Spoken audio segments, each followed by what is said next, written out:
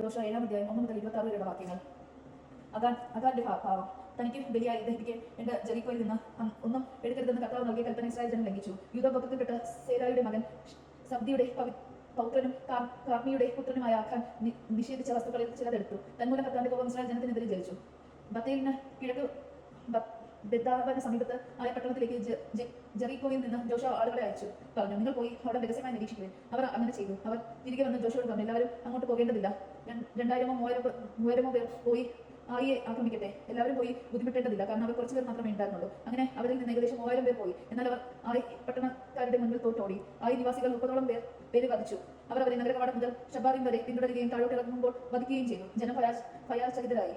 Joshua വസ്ത്രം കീറി അവൻ ഇസ്രായേലിലെ ശ്രേഷ്ഠന്മാരുടെ ശിരസിൽ കുടിവാരിയിട്ടു. സാധാരണ വരെ കർത്താവിന്റെ വാഗ്ദാന പീഠത്തിന് മുമ്പിൽ സാഷ്ടാംഗം വീണ് കിടന്നു. ജോഷുവ പ്രാർത്ഥിച്ചു, ദൈവമായ കർത്താവേ, അമേരിക്കയുടെ കരങ്ങളിൽ ഏൽപ്പിച്ച് നശിപ്പിക്കുന്ന ഞാൻ ഈ ജനത്തെ എന്തിനും ജോർദാൻ വരെ കൊണ്ടുവന്നു.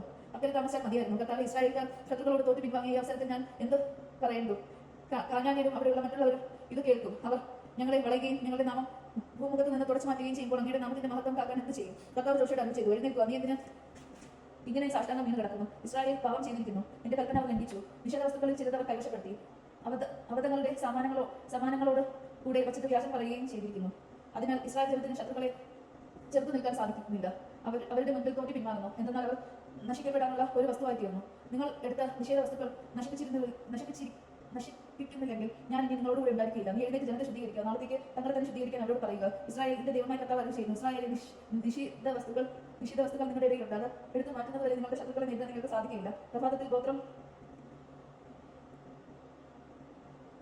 ഗോത്രമായി നിങ്ങൾ വരണം. കർത്താവ് ചൂണ്ടിക്കാണിക്കുന്ന ഗോത്രം ഓരോ കുലമായിലും കുടുംബക്രമത്തിലും അടുത്ത് വരണം. കർത്താവ് വീണ്ടും ചൂണ്ടിക്കാണിക്കുന്ന കുടുംബത്തിൽ നിന്ന് ഓരോരുത്തരായി മുന്നോട്ട് വരണം. നിഷേധ വസ്തുക്കളോടുകൂടി പിടിക്കപ്പെടുന്നവനെ അവന്റെ സകല വസ്തുക്കളോടുകൂടി അംഗീകരിക്കണം. എന്നാൽ അവൻ കർത്താവ് ഉടമ്പടി ലംഘിച്ച് ഇസ്രായേലിൽ മ്ലേച്ഛത പ്രവർത്തിച്ചിരിക്കുന്നു. ജോഷുവ രാവിലെ എഴുന്നേറ്റ് ഇസ്രായേലിനെ ഗോത്രം മുറയ്ക്ക് വരുത്തി. അതിൽ നിന്ന് യൂദാ ഗോത്രത്തെ മാറ്റി നിർത്തി.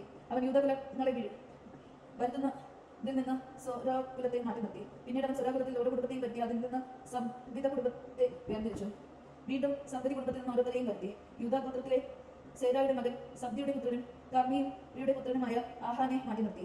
ജോഷുവ ആഖാനോട് പറഞ്ഞു, എന്റെ മകൻ ഇസ്രായേലിന്റെ ദൈവമായ കർത്താവിനെ മഹത്വപ്പെടുത്തി അവിടുത്തെ സ്തുതിക്കുവിൻ. നീ എന്ത് ചെയ്തെന്ന് എന്നോട് പറയുക, എന്നിൽ നിന്നൊന്ന് മറച്ചു വെക്കരുത്. ആഖാൻ മറുപടി പറഞ്ഞു, ഇസ്രായേലിന്റെ ദൈവമായ കർത്താവിനെതിരെ ഞാൻ പാപം ചെയ്തിരിക്കുന്നു. ഞാൻ ചെയ്തത് ഇതാണ്: കൊള്ള വസ്തുക്കളുടെ ഷിനാറിൽ നിന്നുള്ള അതിവിശിഷ്ടമായ ഒരു മേലങ്കിയും 200 ഷെക്കൽ വെള്ളിയും 50 ഷെക്കൽ തൂക്കമുള്ള ഒരു സ്വർണ്ണക്കട്ടിയും ഞാൻ കണ്ടു. മോഹത്തോടെ ഞാൻ അവ എടുത്തു. വെള്ളി ഏറ്റവും അടിയിലായി അവയെല്ലാം എന്റെ കൂടാരത്തിനുള്ളിൽ കുഴിച്ചിടുകയും ചെയ്തു. ഉടനെ ജോഷുവ ദൂതന്മാരെ അയച്ച് അവർ കൂടാരത്തിലേക്ക് ഓടി.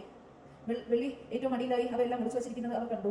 അവൻ കൂടാരത്തിൽ നിന്ന് അവ എടുത്ത് ജോഷുവയുടെയും ഇസ്രായേൽ ജനത്തിന്റെ മുൻപേ കൊണ്ടുവന്നു. അവർ അത് കർത്താവിന്റെ മുന്നിൽ നിരത്തി വെച്ചു. ജോഷുവയും ഇസ്രായേൽ ജനവും സേരായുടെ മകനായ അഖാനെയും അവന്റെ പുത്രന്മാരെയും വെള്ളി, മേലങ്കി, സ്വർണ്ണക്കട്ടി എന്നിവയും കാള, കഴുത, ആട്, കൂടാരം എന്നിങ്ങനെ അവനുള്ള സമസ്ത വസ്തുക്കളെയും താഴ്വരയിലേക്ക് കൊണ്ടുപോയി. അവിടെ എത്തിയപ്പോൾ ജോഷുവ പറഞ്ഞു, നീ എന്തുകൊണ്ടാണ് ഞങ്ങളുടെ മേൽ കഷ്ടതകൾ വരുത്തി വെച്ചത്? നിന്റെ മേലും ഇന്ന് കർത്താവ് കഷ്ടതകൾ വരുത്തും. അപ്പോൾ ഇസ്രായേൽ ജനം അവനെയും കുടുംബത്തെയും കല്ലെറിഞ്ഞു. വസ്തുവകൾ അഗ്നിക്കിരയാക്കി. അവർ അവന്റെ മേൽ ഒരു വലിയ കൽക്കൂമ്പരം ഉണ്ടാക്കി. അതിൽ നിന്ന് അത് ഇന്നും അവിടെ ഉണ്ട്. അത് കർത്താവിന്റെ ഉജ്ജ്വല കോപം ലഭിച്ചു. ഇന്നും ആ സ്ഥലം അഖോറിന്റെ താഴ്വര എന്നറിയപ്പെടുന്നു. ദേവജമാനം കേട്ടത് നമുക്ക് ദൈവത്തെ സ്തുതിക്കാം. ക്രിസ്ത്യാനിക്ക് സ്തുതി.